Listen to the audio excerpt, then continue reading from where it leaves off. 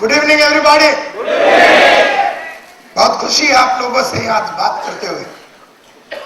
Topic तो है संघर्ष, लेकिन यहां पर कोई ऐसा फटकड़ीदार कुछ बात होने वाली नहीं। संघर्ष हर आदमी के लाइफ में आता है, हर आदमी के जिंदगी में संघर्ष है। सुबह उठना, काम करना, लगातार जिंदगी में आगे बढ़ना, ये एक संघर्ष की बात है। हर आदमी इसमें काबिल नहीं होता, हर आदमी इसमें अचीवमेंट करता भी नहीं है, हर आदमी जिंदगी में संघर्ष करने के बावजूद भी आगे बढ़ता नहीं। मेरे 21 साल के करियर में मैंने बहुत सारे लोगों को देखा संघर्ष करते हुए, मेहनत करते हुए, अपनी जान लगाते हुए, लेकिन मैंने बहुत कम लोगों को मेहनत करने के बावजूद जीतते हुए देखा है। बहुत कम लोगों को मैंने हकीकत में मेहनत करने के बाद अचीवमेंट करते हुए देखा है। तो मैं सोच में पड़ गया कि ऐसा होता क्यों होगा कि बंबई में काम करने वाला, कोल्हापुर में काम करने वाला, औरंगाबाद में काम करने वाला इंसान, हर इंसान पैदाइशी मेहनत करने के लिए तो तैयार होता ही है, लेकिन फिर वो क्या बातें हैं कि मेहनत के बावजूद भी बहुत सारे लोगों को वो अचीवमेंट नहीं मिलता। हम सब जुड़ते भी हैं फ्री इंडिया में, अगर यहां नहीं जुड़े तो हम किसी और कंपनी में जुड़ जाते हैं, वहां नहीं तो किसी और संस्था में हम जुड़ जाते हैं, लेकिन इसके बावजूद भी हमेशा जिंदगी में जीत होना जरूरी नहीं है। तो ऐसा क्यों होता होगा? जब मैंने ऐसा सोचा तो मुझे पता चला कि बहुत सारे लोग मेंटल डिसीजन तो ले लेते हैं कि यस मुझे जीवन में आगे बढ़ना है, इस बात का मेंटल डिसीजन तो बहुत सारे लोग ले लेते हैं, बहुत सारे लोग लेकिन फिजिकल डिसीजन नहीं लेते। जैसे मैंने 1985 में ये मेंटल डिसीजन ले लिया, जब 83 से लेके 85 मैं घर घर में जाके न्यूज़पेपर डालता था। 83 में सुबह का टाइम पे न्यूज़पेपर डालता था, उसके बाद कॉलेज में जाता था, उसके बाद दोपहर के टाइम पे मैं अकाउंटेंट का काम करता, रात के टाइम पे मैं ट्यूशन लेता था, बहुत मेहनत करता था, दिन में कम से कम 15 घंटे काम करता था, लेकिन सब मिला के आती 700, 800, 900 रुपए थी। तो 1985 में किसी ने कहा कि अगर जीवन में आगे बढ़ना है, जीवन में अगर आपको अपने सपने साकार करने हैं, तो आपको एक ही प्रोफेशन ज्वाइन करना पड़ेगा, वो है सेल्स का प्रोफेशन, लोगों से मिलने का प्रोफेशन, और लोगों से मिलके उन्हें समझाने का, उनकी जीवन में आपके पास जो है वो चीज उनके पास नहीं है, इस बात का एहसास दिलाने का काम तुम्हें करना पड़ेगा। तो मैं वैक्यूम क्लीनर बेचता था, वैक्यूम क्लीनर इलेक्ट्रिक झाड़ू बोलते थे लोग, मैं वैक्यूम क्लीनर बेचता था जिससे कि आपके घर का साफ सफाई कर सकते। अब जब अपन किसी के घर में जाते हैं तो उसके पास ऑलरेडी झाड़ू भी है, कटका भी है, और वो झाड़ू कटका करके 100-200 रुपए में वो काम पटा लेता था। वो आदमी क्यों मेरा 3,300 रुपए का मशीन खरीदेगा? वो क्यों मेरा मशीन खरीद के वो मेरा मशीन को वापरेगा और जिंदगी को और बेहतरीन, क्लीन और अच्छा बनाने का, घर और भी बढ़िया और सुंदर बनाने का कारण क्या है? तो मुझे कहा गया कि तुम सेल्समैन बन जाओ और लोगों के घर घर में जाके उन्हें यह समझाओ कि आपके पास जो है वो उनके पास नहीं है, और वो लेने से उनके जीवन में बहुत अच्छी बात हो सकती है। जैसे कि फॉर एग्जांपल, जैसे आप फ्री इंडिया में काम करते हैं, जब आप किसी के घर में जाते हैं तो आपको उसे समझाना पड़ेगा कि आपका जो प्रोडक्ट है, सर्विस है, या आपके कंपनी के साथ जुड़ने से उसकी जिंदगी में के जो फायदे, जो प्रॉब्लम्स है वो किस तरह से सॉल्व होंगे, ये आपको उसे समझाना है। प्रॉब्लम यहीं पर शुरू होती है। सब लोग मेंटल डिसीजन तो ले लेते हैं। जब मेरे को उस दोस्त ने कहा कि अगर तुझे जीवन में आगे बढ़ना है, नाम कमाना है, इज्जत कमाना है, पैसे कमाना है, तो तुझे एक ही काम करना है, वो सेल्स में जाना है। तो मैंने मेंटल डिसीजन तो ले लिया, और मेंटल डिसीजन लेने के बाद मैं कंपनी में जुड़ गया, और कंपनी में जुड़ने के बाद शुरू हुई वो फिजिकल प्रॉब्लम्स। अब उसने 7 दिन 5 दिन का ट्रेनिंग के लिए बुला लिया, और ट्रेनिंग के टाइम पे उन्होंने हमें बताया कि घर घर में जाके एक आदमी के घर घर में जाके काम करना पड़ेगा। उधर ही हमारी थोड़ी पुक चालू हो गई। जब तक ये मेंटल डिसीजन ले लिया था कि भैया ठीक है, नो प्रॉब्लम, जिंदगी में आगे बढ़ना, पैसा कमाना, नाम कमाना, इज्जत कमाना, लोगों ने प्रोत्साहित कर दिया, और हम लोग भी हमेशा कोई भी आदमी प्रोत्साहित करते तो कितना मोटिवेट हो जाते हैं, लेकिन वो यहां से औरंगाबाद जाने के पहले खत्म हो जाती, क्योंकि जिंदगी की तकलीफें जो है वो बाद में शुरू होती है। मोटिवेट हम जरूर हो जाते हैं, इंस्पायर हम जरूर हो जाते हैं किसी के बोलने पे, कोई कैसेट सुनने से, कोई ट्रेनिंग प्रोग्राम अटेंड करने से, किसी ने एक अच्छी राह दिखा दी तो हम मोटिवेट जरूर हो जाते हैं, that is the mental decision. लेकिन उसके बाद शुरू होती है वो फिजिकल डिसीजन। मुझे पता चला 5 दिन का ट्रेनिंग प्रोग्राम हुआ। 5 दिन के ट्रेनिंग प्रोग्राम के बाद उन्होंने पकड़ा दिया मेरे हाथ में 18 किलो का एक वैक्यूम क्लीनर, 58 सेंटीमीटर का एक सूटकेस के अंदर, 58 सेंटीमीटर के ब्लू कलर के सूटकेस के अंदर 18 किलो का एक वैक्यूम क्लीनर डाल दिया और बोला ये उठा और बंबई की गली गली में चल। और उधर फटने को चालू हो गया कि ये मेरी बस की बात नहीं है, ये मेरी बस की बात नहीं है। वहां पर अपना, क्योंकि जब वो पेटी उठाया और फिर वो 85 बस वर्ली में से जाके 85 बस पकड़ के ग्रैंड रोड स्टेशन पे उतरा, ग्रैंड रोड स्टेशन पे उतरा और वहां से जब नीचे उतरा और ये पेटी लेके 4-4, 5-5 माले का बिल्डिंग चढ़ना है और चढ़ने के बाद एक एक घर में जाना है और एक एक घर में जाके एक एक आदमी के दरवाजे पे नॉक करना है। गुड इवनिंग सर, मेरा नाम संतोष नायर है, मैं यूरेका फोर्ब्स से आया। अगला दरवाजा, गुड इवनिंग सर, मेरा नाम संतोष नायर है, I am from eureka Forbes. तीसरा दरवाजा, गुड इवनिंग सर, मेरा नाम संतोष नायर है, मेरे पास एक छोटा सा मशीन है, मैं यूरेका फोर्ब्स से आया हूं, मेरे पास एक छोटा सा मशीन है जिससे कि आपका घर का पूरा साफ सफाई हो सकता है। ऐसे जब 110 दरवाजे, जब हम दरवाजे पे नॉक करते थे, 110 दरवाजा हमारे को रोज नॉक करने का टारगेट था। ये हमारी कंपनी की टारगेट थी कि तुम्हें 110 दरवाजे पे जाना है। जब 110 दरवाजे पे जाते थे तो उसका जो दर्द होता था, उसका जो फिजिकल पेन होता था, वो एक एक घर में वो पेटी उठा के जाना, that is a physical decision. लेकिन ये फिजिकल डिसीजन भी बहुत सारे लोग ले लेते हैं, लेकिन उसके बाद आती है the emotional decision. Emotional decision का ये मतलब है कि जब वो आदमी अपने मुंह पे देख के दरवाजा मारता है तो अपना जीवन का आधार स्तंभ हिल जाता है, अपने को अपने आप से घृणा हो जाती है, अपने को अपने आप से एक छोटापन का एहसास होता है, अपने को अपना कंपनी छोटा लगता है, अपन छोटे लगते हैं, अपने परिवार छोटा लगता है, अपनी जिंदगी छोटी लगती है, सब कुछ ऐसा लगता है कि बहुत ही एक जिल्लत की जिंदगी बिता रहे हैं। एक इस तरह का इमोशनल ब्रेकडाउन जिसको बोलते हैं, साहस नहीं होता उस टाइम पे लड़ने का। बहुत सारे लोग या तो सेकंड स्टेज पे टूट जाते हैं या बहुत सारे लोग थर्ड स्टेज पे टूट जाते हैं।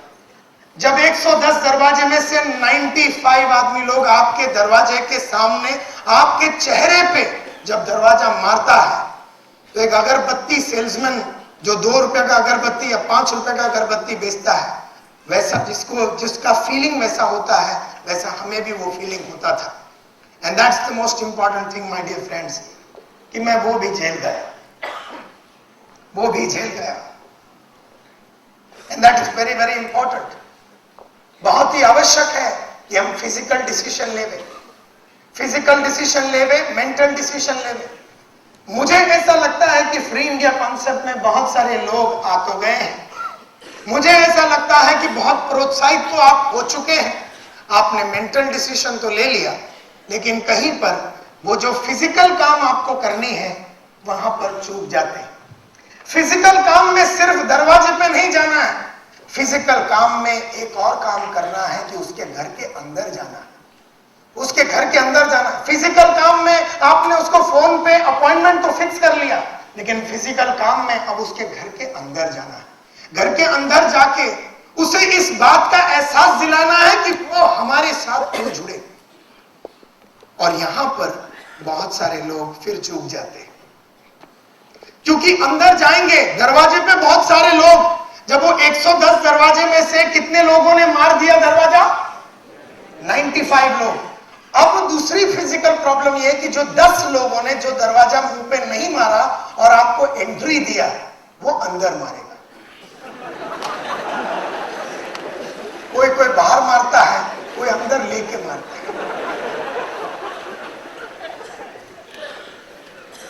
और वो दर्द जो है बहुत संगीन दर्द होता है, क्योंकि दरवाजा भी बंद कर लेता है, अंदर बिठा भी देता है, लॉक भी कर देता है और फिर मारता है। फ्रीडम भी नहीं है बाहर जाने का, और जब वो मार के बाहर भेजता है तो फिर एहसास होता है कि इतना दर्द तो झेल नहीं सकते। बहुत सारे लोग अंदर जाने के बाद टूट के बाहर आते हैं, बहुत सारे लोग अंदर तक जाते भी नहीं। फिजिकल पेन में बाहर की पेन को झेलने वाले और अंदर जाके झेलने वाले लोग ही फ्री इंडिया कॉन्सेप्ट में सक्सेसफुल हो सकते हैं।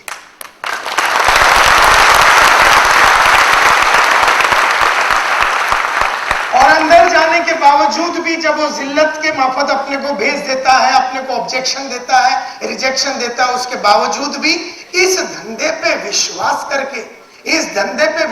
करके इमोशनली स्ट्रांग होके जिंदगी भर आगे बढ़ते रहने की जो अंदरूनी शक्ति लगती है, उसके लिए आपको चौथा एक ही आदमी है, वो है आपका स्पिरिचुअल डिसीजन यानी भगवान। ये दोनों के बीच में सिर्फ भगवान ही है, यहां पर इंसानों का काम ही नहीं।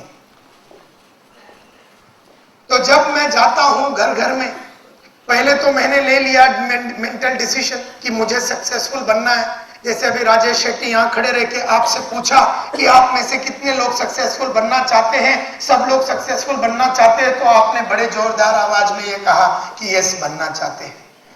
अब ये हो गया आपका मेंटल प्रिपेयर्डनेस। मेंटल प्रिपेयर्डनेस के साथ अभी लगेगी आपको फिजिकल प्रिपेयर्डनेस, फिजिकल डिसीजन। और फिजिकली जब आप किसी के घर में जाते हैं और वहां पर जो फेस आप करते हैं, या तो फोन पे वो मारता है या घर में वो आपको मारता है, तो वहां पर टूटने का नहीं। और उस टाइम पे सिर्फ इतना एहसास करना कि आप जो कर रहे हैं सही कर रहे हैं, सही मार्ग पे आप जा रहे हैं, और वो टाइम पे सिर्फ भगवान को याद करना, और ये चारों का कॉम्बिनेशन अगर हो जाता है तो आदमी सक्सेसफुल होता है। यही एक रीजन रहेगा कोई भी आदमी का सक्सेसफुल होने का। आज मैं आप लोगों को किसी तरह का इंस्पिरेशनल टॉक नहीं दूंगा। घर के अंदर जाके बात क्या करना है, इसके ऊपर हम बात करेंगे आज। क्योंकि घर के अंदर जाने के बाद बहुत सारे लोग कुछ भी बोल देते हैं, क्या भी मुंह में आया बोल देते हैं। कोई पहला फ्री इंडिया से चालू कर देते हैं कि हम लोग तोप है, हम फटाकड़े हैं, हम ये। कोई ये बोलते हैं कि हमारे इधर करोड़पति बहुत है। कोई ये चालू करता है कि हमारे पास इतने टीएससी है। कोई ये चालू करता है कि हमारे पास 10 लाख से ऊपर लोग हैं। कोई बोलते हैं कि हम 4 साल पुराने हैं। कोई बोलते हैं कि यहां पर आने वाला हर आदमी सक्सेसफुल होता है। क्या लेकिन ये पहला बोलना जरूरी था? ये सोचने लायक बात है। एंट्री मारते ही बहुत सारे लोग बोलते हैं मेरे पास एक जबरदस्त बिजनेस अपॉर्चुनिटी है और आप मेरे साथ जुड़ जाइए, आप मेरा ट्रेनिंग के लिए आ जाइए, सब कुछ आपका ठीक हो जाएगा। क्या ये सही है बोलना? और अगर यही सही है तो फिर लोग इतने अच्छे जुड़ते क्यों नहीं है? तो ये बात आज हमें देखना है। देखना यह है कि हमें घर के अंदर जाने के बाद बात क्या करनी है। Today the physical decision will be reaffirmed. आज हम फिजिकल डिसीजन जो हम घर में या तो फोन करते हैं वो भी एक फिजिकल काम है, उसके घर तक पहुंचना वो भी एक फिजिकल काम है, उसके ऑफिस तक पहुंचना वो भी एक फिजिकल काम है, उसे उठा के अपने टीएससी में लाना और उसको सेमिनार अटेंड कराना वो भी एक फिजिकल काम है।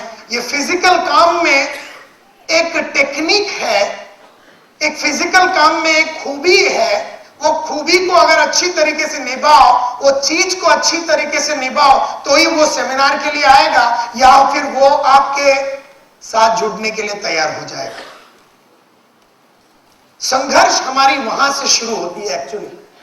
किसी के घर में जाने के बाद या किसी को मिलने के बाद या सेमिनार को बुलाने के लिए, वहां पर मेंटल डिसीजन में कोई संघर्ष नहीं है।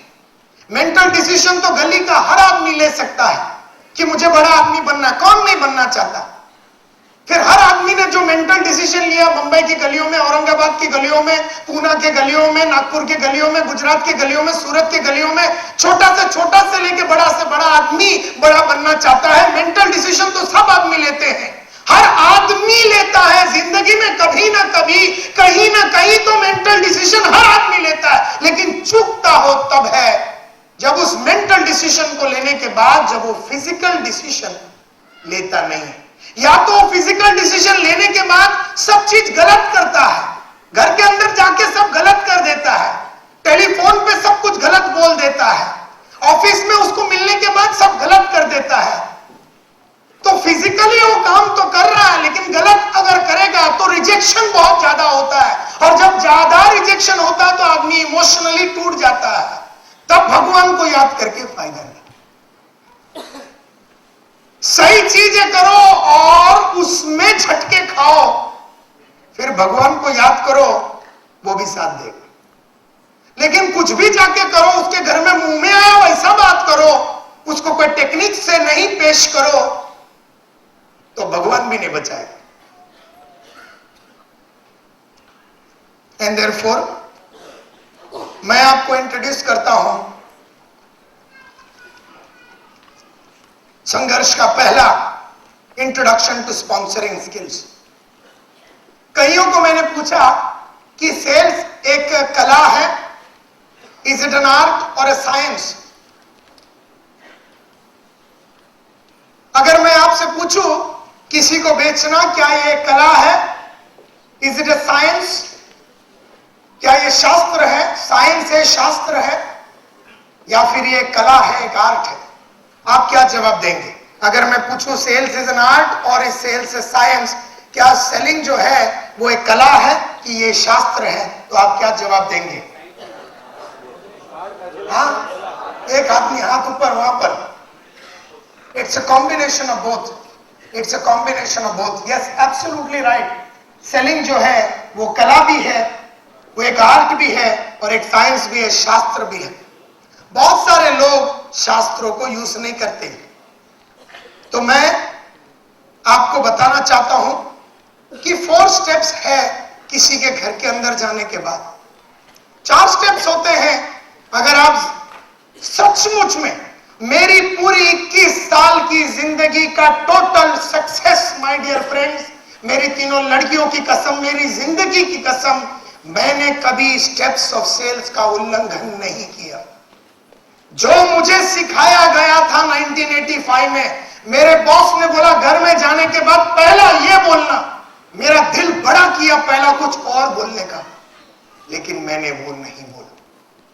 जो मेरे को पढ़ाया गया था शास्त्र के हिसाब से और कला को यूज करते हुए पहला क्या बोलना है, ये जब मेरे को बताया गया था, मैंने वही चीज पहला बोला। उसकी मैंने बहुत पढ़ाई लिखाई करके, बाय हार्ट करके, किताबों में लिख के अपने ज़हनो दिमाग में वो डाल दिया, और डालने के बाद मैंने रट्टा रट्टा उसको मारा, और रट्टा रट्टा मारने के बाद वो वैसे का वैसा मैंने लोगों के सामने पेश किया। और मैं बोलता हूं, मेरा ट्रैक रिकॉर्ड रहा है कि मेरे कंपनी में लोग 20 आदमी को मिलते थे, 22 आदमी को मिलते थे, और एक वैक्यूम क्लीनर बेचते थे। मेरे कंपनी के सबसे तुरम खाम लोग, सेल्स वाले 15 से 18 कस्टमर को मिलते थे, तब जाके उनकी एक मशीन बिकती थी 3300 वाली। 85 की बात कर रहा हूं। जब मैंने अपनी करियर शुरू की थी तो 125 आदमी को मिला मैं पहले महीने में, और 26 सेल मैंने किया था। लेकिन फिर मैंने जब अपनी कला को और भी इंप्रूव किया तो सेकंड महीने में मैं 99 प्रेजेंटेशन किया, 99 फेस टू फेस प्रेजेंटेशन महीने में किया, और मेरे को 33 सेल्स मिला। फिर मैंने वो 99 सेल्स को प्रेजेंटेशन को 78 सेल्स प्रेजेंटेशन किया, और 78 सेल्स प्रेजेंटेशन करके 36 बेचा। फिर मैंने 58 किया, उसको 58 सेल्स प्रेजेंटेशन किया अगले महीने में, और सेल्स को मैंने 39 पे पहुंचाया। फिर मैंने 50 प्रेजेंटेशन किया और सेल्स को मैंने 40 पे पहुंचाया। फिर मैंने 43 प्रेजेंटेशन किया और मैंने फिर 41 सेल्स किया, और फिर मैंने 38 प्रेजेंटेशन किया और 43 बेचा। जब मैं रिटायर हुआ as a salesman in Eureka Forbes, मेरा 0.73:1 रेशियो था। 0.73:1 रेशियो, यानी कि मुझे एक बेचने के लिए पूरा एक आदमी की भी जरूरत नहीं थी, क्योंकि एक कोई मैं 2 बेचता था। Are you getting my point? क्योंकि आप ये सोचते रहे कि साला इसने पॉइंट 79 या जो भी है उसको सामने कैसे इसने एक भेज दिया. इट वॉज बेसिकली बिकॉज लगातार मैंने जिंदगी में सिर्फ एक ही चीज का प्रैक्टिस किया और वो है सेल्स के स्टेप्स का प्रैक्टिस. जब भी गया तब भी गया. आज से 5 साल पहले, 15 साल पहले, 20 साल पहले, 5 दिन पहले और 5 घंटे पहले भी मैंने उसका उल्लंघन कभी नहीं किया. उल्लंघन नहीं करने के वजह से मैंने लाइफ में लगातार सक्सेस पाई. कम काम में ज्यादा पाया मैंने हमेशा जिंदगी में. और बहुत मेहनत करता हूं. क्योंकि मेहनत इसलिए नहीं करता हूं क्योंकि मेरे को रिटर्न नहीं मिल रहा. मेहनत इसलिए कर रहा हूं क्योंकि मेरे को डबल ट्रिपल रिटर्न चाहिए. क्योंकि 4-5 साल में मुझे रिटायर होना है. तो इसके लिए मेहनत करता हूं. मेरा हर मेहनत का मेरे को रोकड़ा मिल रहा है. मेरा हर एफर्ट का मेरे को रिजल्ट मिल रहा है. Because I am always result focused, not activity focused. I am always result focused, not activity focused. मैं काम करने में तब बिलीव करता हूं जब मेरे को रिटर्न आएगा. और रिटर्न आने के लिए ही मैं काम करता हूं. काम के लिए काम मैंने कभी नहीं किया. और मैंने जो काम किया उस पे मेरे को हमेशा रिटर्न मिला. क्योंकि मैंने सेल्स का उल्लंघन कभी नहीं किया. जैसे मंदिर में जब हम जाते हैं तो चप्पल पहन के नहीं जाते. वो एक रूल है. वो किसने बनाया मैं नहीं जानता हूं. मुसलमान लोग फिर कुछ कपड़े पहनते हैं और उनका कुछ और अदब होता है. वो किसने पूछा नहीं कि ये सही है कि गलत है. हमने भी ये पूछा नहीं कि मंदिर में चप्पल डाल के क्यों नहीं जाना. मुझे नहीं मालूम. लेकिन इतना जरूर मालूम है कि पिछले 40 साल के मेरी लाइफ में मैं चप्पल के बिना ही मंदिर में गया हूं. मैंने उसका उल्लंघन नहीं किया. क्योंकि मुझे यह डर है, कि जब जब मैं उल्लंघन करूंगा तो भगवान झापड़ मारेगा. उसी तरह से सेल्स एक पूजा है. सेल्स का भगवान है कस्टमर. कस्टमर के सामने मनमानी डायलॉग मारोगे और सेल्स की स्टेप्स का उल्लंघन करोगे, इसका मतलब यही है कि तुम मंदिर में गए चप्पल डाल के, तो कस्टमर भगवान के रूप में आके झापड़ मारे. Please try and understand therefore कि लाइफ में अगर सक्सेसफुल होना है तो कस्टमर के घर के अंदर या दुकान के अंदर या जिधर भी आप उसको मिलो, आपको 4 स्टेप्स फॉलो करने हैं. नंबर 1 जिसका नाम है ओपनिंग. पहले हम कस्टमर के घर में जाके पहले हम करेंगे ओपनिंग, जिससे हम लेंगे कस्टमर का अटेंशन अपने तरफ, उसको हम खींचेंगे. अब ये अटेंशन क्यों लेना है? इसलिए क्योंकि संडे जब सुबह हम जब उसके घर में गए थे, सपोज 11 बजे उसके साथ हमारी मुलाकात थी, अपॉइंटमेंट था. संडे के दिन सपोज आप मेरे घर में आ रहे हैं, तो मैं संडे के दिन सुबह आप मेरे को बेचने के लिए आ रहे हैं, आप फ्री इंडिया के बारे में मेरे को बताने के लिए आ रहे हैं, आप मुझे जुड़वाने के लिए मेरे घर में सपोज आ रहे हैं. मैं संडे के दिन बैठा हुआ मेरे 3 बच्चों के साथ मैं खेल रहा था, टाइम्स ऑफ इंडिया पढ़ रहा था और एक आराम से जिंदगी में बिता रहा था. मुझे कुछ भी नहीं मालूम था कि अब आने वाले दिनों में क्या होने वाला. मैं अपनी नौकरी से खुश था या अपने बिजनेस से खुश था. तो मैं अपनी और मैं दोपहर को 3 से 6 पिक्चर जाने वाला था, शाम को मेरे दोस्तों को मिलने वाला था. तो मैं एक मस्त मग्न मूड में बैठा हुआ आदमी था. 11 बजे ऐसा मस्त मगन मूड में बैठा हुआ मैं एक बाप था. मस्त मगन मूड में बैठा हुआ मैं एक हस्बैंड था. मस्त मगन मूड में बैठा हुआ मैं एक फादर था, हस्बैंड था, सन था. लेकिन तुम्हें ना फादर की जरूरत है, ना सन की जरूरत है, ना हस्बैंड की जरूरत है. तुम्हें एक खरीदार की जरूरत है. तुम्हें एक खरीदार की जरूरत है. तुम्हें एक बाप की जरूरत नहीं. संतोष नायर बाप बन के बच्चों के साथ खेल रहा था, वो संतोष नायर नहीं चाहिए तुम्हें. संतोष नायर आराम से बैठ के पेपर पढ़ के सोच रहा था कि अभी 1 घंटे में एक बियर भी पीना है. तो एक मूड में बैठा हुआ संतोष नायर तुम्हें उसकी कोई जरूरत नहीं, तुम्हें एक खरीदार चाहिए, तुम्हें उसे तैयार करना है। तैयार करने के लिए तुम्हें पहला उसकी अटेंशन को लेनी पड़ेगी, उसको तुम्हारे तरफ, उसे उस टाइम पे अपनी बीवी को भूल के, बियर को भूल के, टाइम्स ऑफ इंडिया को भूल के, शाम को अपने दोस्तों के साथ घूमने जाने वाला और दोपहर को पिक्चर देखने वाला, ये बात को भुलवा के तुम्हारे तरफ मंत्र मोहित करने का है, उसको उसे तुम्हारे तरफ खींचने का है, 3000 रुपए निकालने का है। खर्चा करने का कोई मूड में बैठा हुआ नहीं था, ना ही एक नया करियर शुरुआत करने के मूड में नहीं था, ना ही वो फिजिकल पेन जो आपके साथ जुड़ने के बाद आने वाली जो फिजिकल पेन है उससे भी कोई वाकिफ नहीं था। Do you agree with me? उससे भी वाकिफ, मस्त बैठा हुआ है वो।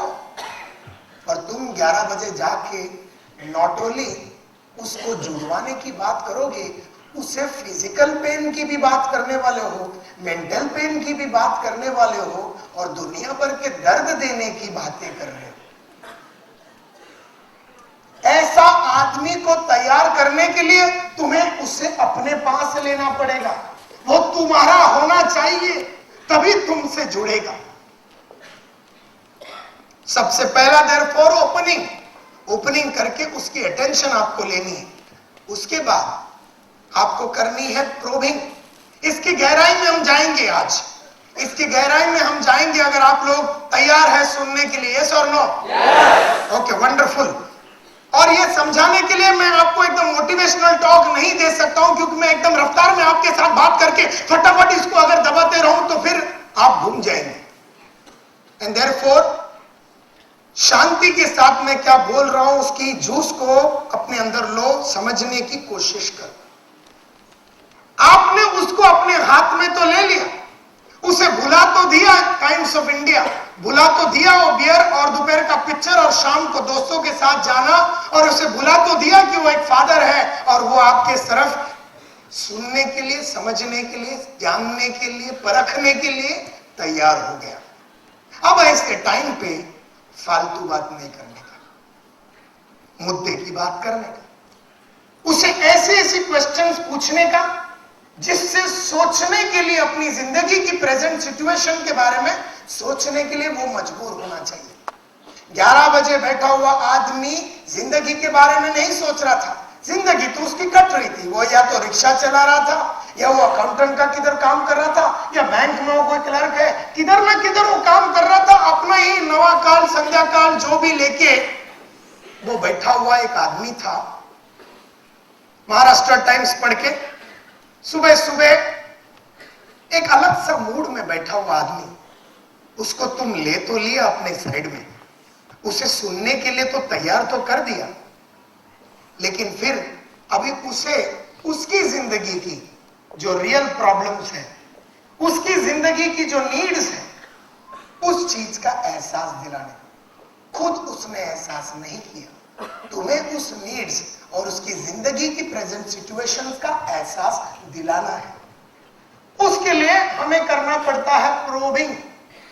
प्रोबिंग करेगा तो इसके पहले आपको मिली थी उसकी अटेंशन, इससे पहले आपने ओपनिंग किया, उसने दिया आपको अटेंशन। अब आप करेंगे प्रोबिंग, वो हो जाएगा इंटरेस्टेड।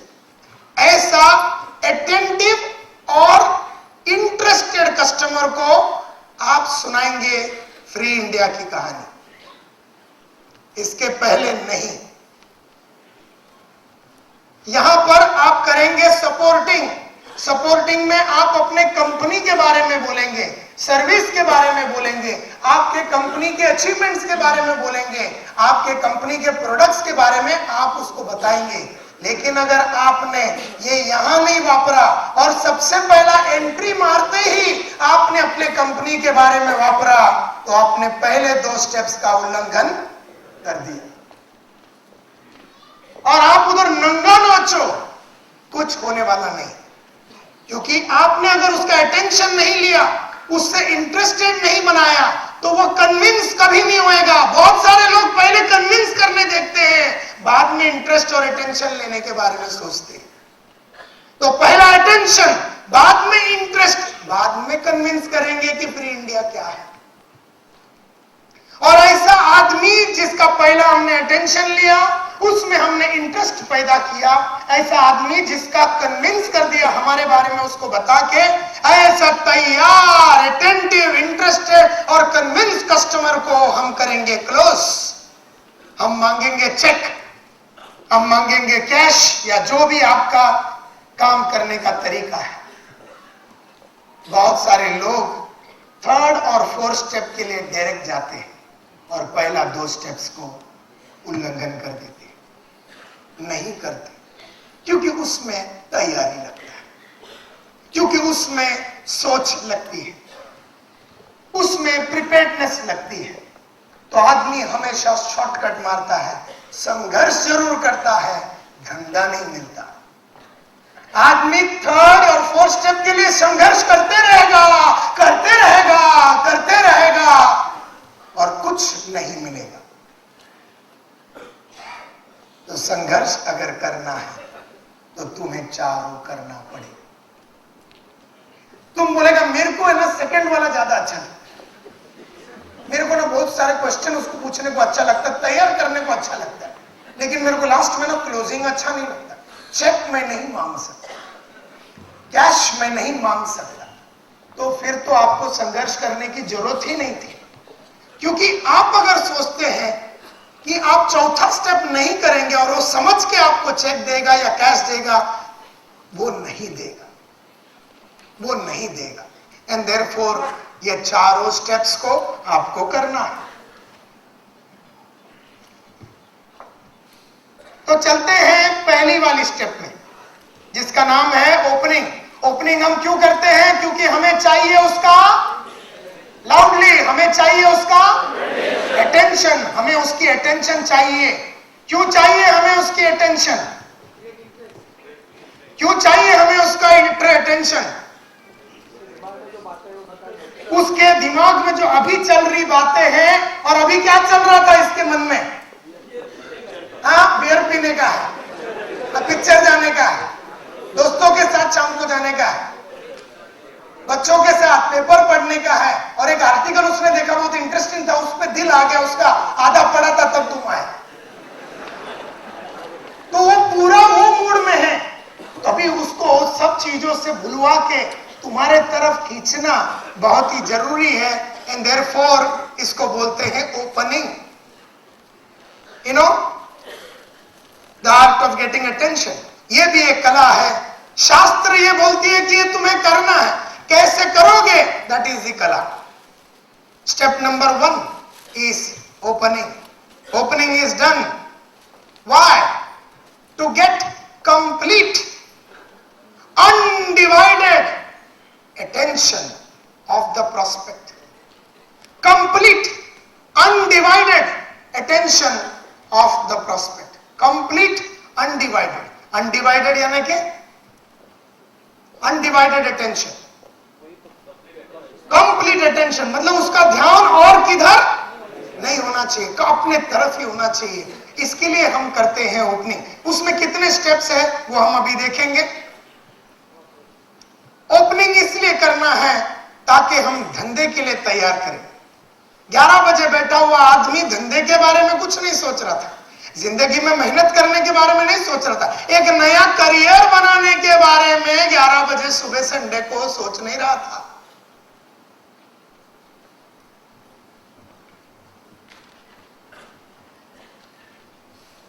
आठ स्टेप्स होते हैं उसमें। ओपनिंग करने के लिए 8 स्टेप्स होते हैं। सबसे पहला, इंट्रोड्यूस योरसेल्फ। जैसे आप एंट्री मारे, गुड मॉर्निंग सर, मेरा नाम संतोष नायर है, मैं फ्री इंडिया कॉन्सेप्ट से आया हूं। पहला। उसके बाद share preliminary pleasantries. Preliminary pleasantries यानी कि कुछ तो एक मुद्दा लेके उसके साथ अपन बात कर सकते हैं। जैसे आप मेरे घर में आए और मेरे घर में आपने देखा कि बहुत बड़ा समय है, बहुत बड़ा समय है जो हमने केरला से लाया। तो आप उसके बारे में चालू कर सकते हैं टॉपिक। तो आप ये बोल सकते हैं, गुड मॉर्निंग सर, मेरा नाम संतोष नायर है, मैं फ्री इंडिया कॉन्सेप्ट से आया हूं। शेट्टी साहब, आपका ये जो समय है बहुत ही सुंदर है। इसलिए मैं कहता हूं क्योंकि मैंने हमेशा सोचा था, छोटे छोटे समय मैंने हमेशा बहुतों के घर में देखा, लेकिन इतना बड़ा समय मैंने पहले कभी नहीं देखा। आपने कहां से खरीदा? तो शेट्टी बोलता है, मैंने ये मैंगलोर से खरीदा या केरला से खरीदा या जो भी। बहुत बढ़िया सर, कितने का पड़ा होगा? एंड ही सेज कि मेरे को इतने का पड़ा। बहुत बढ़िया सर, मैं भी जब अपना एक बड़ा सा घर बांधूंगा उसके एंट्रेंस में इस तरह का समय को रखना चाहूंगा। इस तरह से आपने एक प्रिलिमिनरी प्लेजेंट्रीज उसके साथ चालू किया।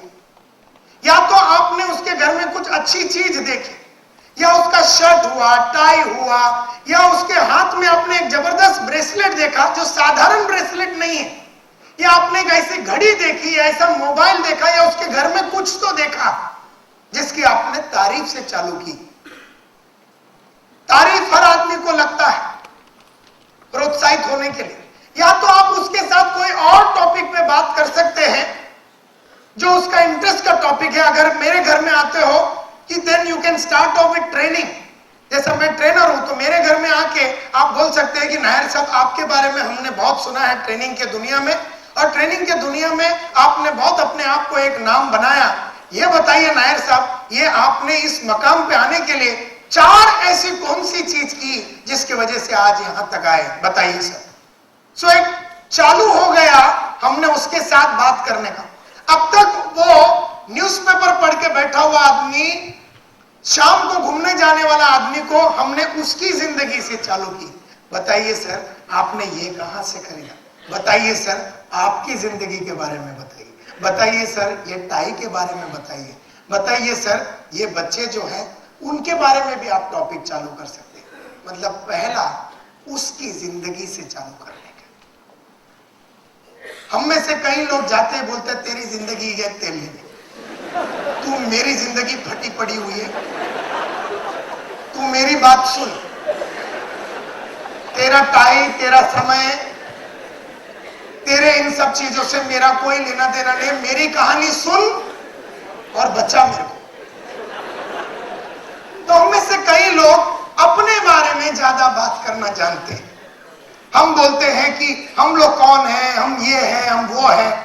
तो प्रिलिमिनरी प्लेजेंट्रीज में हमेशा उसकी जिंदगी, उसकी बीवी, उसके बच्चे, उसका घर, उसका टाई, उसका शर्ट, उसकी जिंदगी, उसका अचीवमेंट, उसका करियर, उसका लाइफ।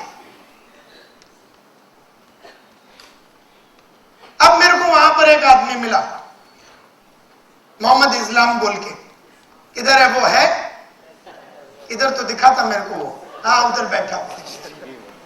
मैंने उसको पकड़ा, उसको बोला क्या कर रहा है तू लाइफ में? बोला मैं टैक्सी चलाता हूं। बढ़िया, कितना देर टैक्सी चलाता है, कब तक टैक्सी चलाता? उसकी जिंदगी, उसकी जिंदगी। कितना पैसा धनी को देना पड़ता है? तो बोला 150 रुपया देना पड़ता है। किलोमीटर पे देना पड़ता है कि ऐसे ही फ्लैट देना पड़ता है? बोलता नहीं, इतना तो देना ही पड़ता, 30 किलोमीटर का। तो उसकी जिंदगी, उसकी लाइफ, उसकी बीवी, उसके बच्चे, उसके बारे में पहला चालू करो। फर्स्ट आप उसकी जिंदगी में इंटरेस्टेड तो हो जाओ। ज्यादातर हम लोगों का मन में क्या है, इसको कैसा करके टोपी लगा के साला अंदर।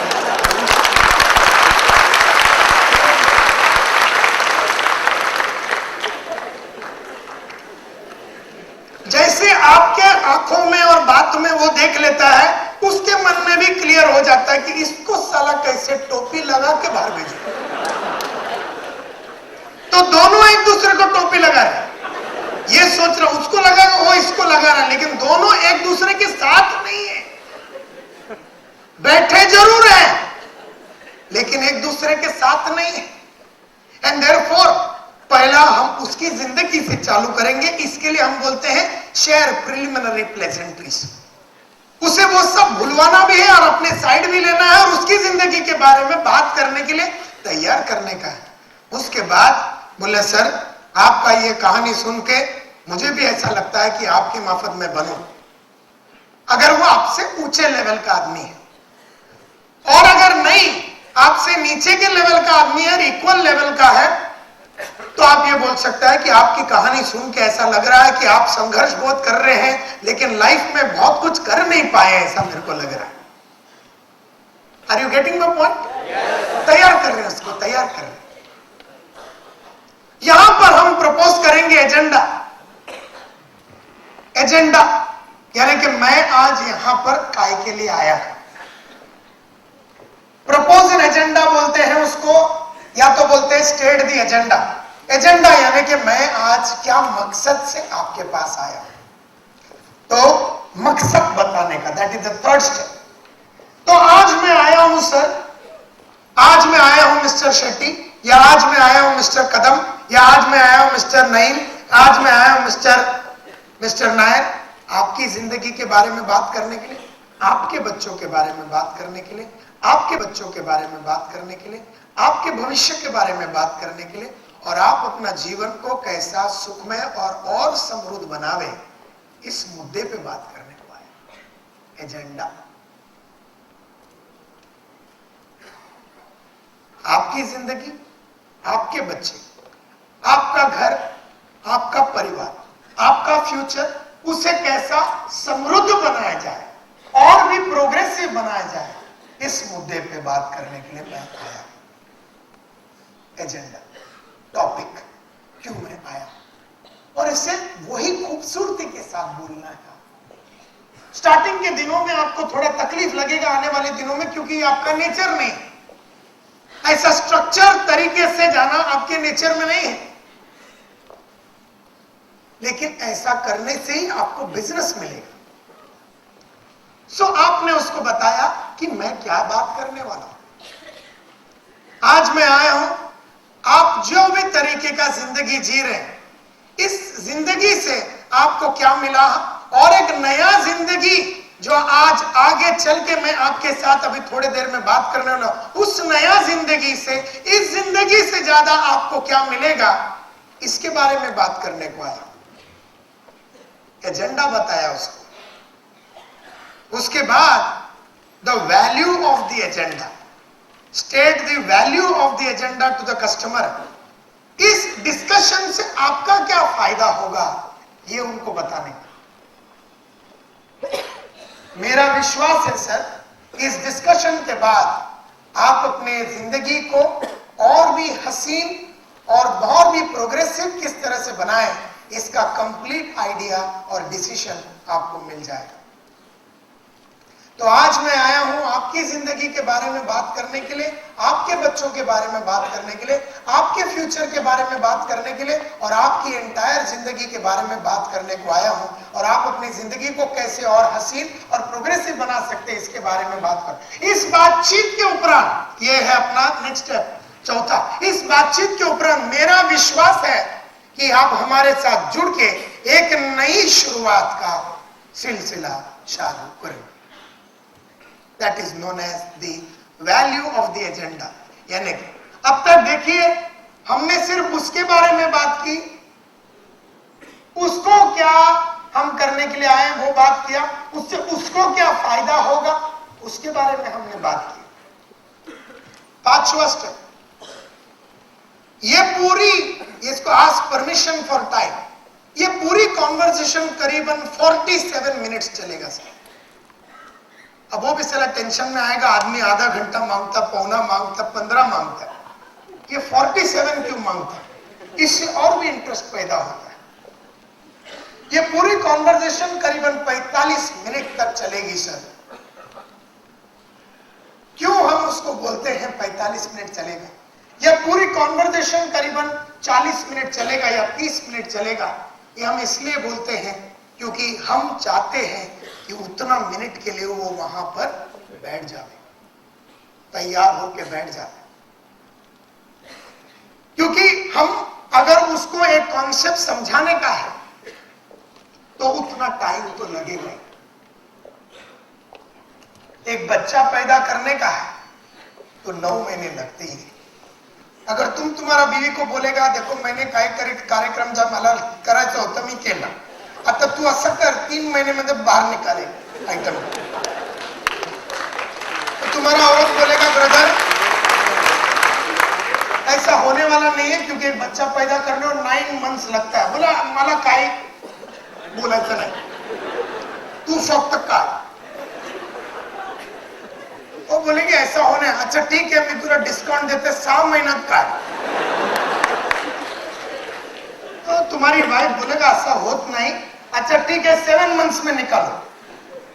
तो वो तुमको बोलेगी देखो, अगर 9 महीने के पहले अगर इसको बाहर किसी भी तरह से निकालने का चक्कर हमने जबरदस्ती किया तो लंगड़ा लूला पैदा होगा. उसका या तो हाथ कम होएगा, या उसका हाथ डेवलप नहीं होगा, या उसका हार्ट डेवलप नहीं होगा, नहीं तो कोई ना कोई स्पेयर पार्ट उसका डेवलप नहीं होगा, या तो फिर वो पाउली कमरा वो सटकेला रहेगा.